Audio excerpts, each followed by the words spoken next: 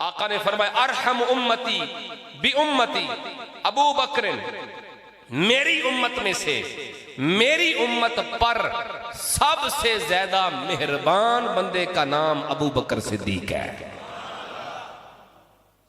अब इस पे जरा आपने गौर फरमाना है। हुजूर है रहमतुल लिल आलमीन। रहमत के लफ्ज 3, मादा इश्तिकाक रा हा और मीम, इसी मादे से बना अरहमु। अरहमु का मतलब होता है सबसे ज्यादा रहमत फरमाने वाला। फरमाया मेरी उम्मत में, मेरी उम्मत पर सबसे ज्यादा जो मेहरबान और रहमत करने वाला है वो अबू बकर सिद्दीक है। एक और जाविये से अगर आप इस हदीस पे गौर करें तो रहमत, मेहरबानी, ये दिल की एक सिफत का नाम है। किसी में रहम है या नहीं है ये दिल के मामले है ना।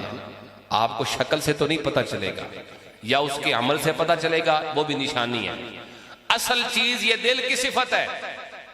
रहमत कहते ही दिल की नरमी को है, और रहमत ये दिल का वस्फ है, हाथों का काम नहीं, पैरों का काम नहीं, ये दिल का काम है। नबी पाक ने फरमाया मेरी उम्मत में से, सारी उम्मत में से, तवज्जो फरमाना, मेरी सारी उम्मत में से सबसे ज्यादा रहमत वाला दिल अगर किसी का है तो मफहूम हदीस का वो अबू बकर सिद्दीक है।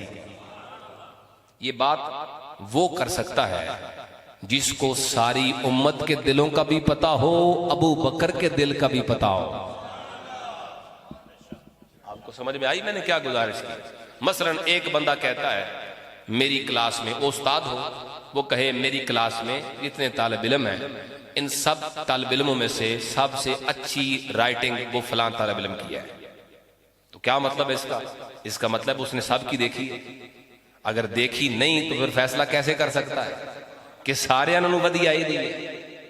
इसका मतलब है उसने सब की चेक की है, देखी है, और फिर इस नतीजे पे पहुंचा कि एक की सबसे खूबसूरत है। बिला तशबीह अर्ज कर रहा हूं, मेरे नबी ने फरमाया मेरी उम्मत पर, मेरी उम्मत में से सबसे ज्यादा मेहरबान अबू बकर है। इसका मतलब है आका करीम की नजर हर उम्मती के दिल पर भी है और अबू बकर के दिल पर भी है।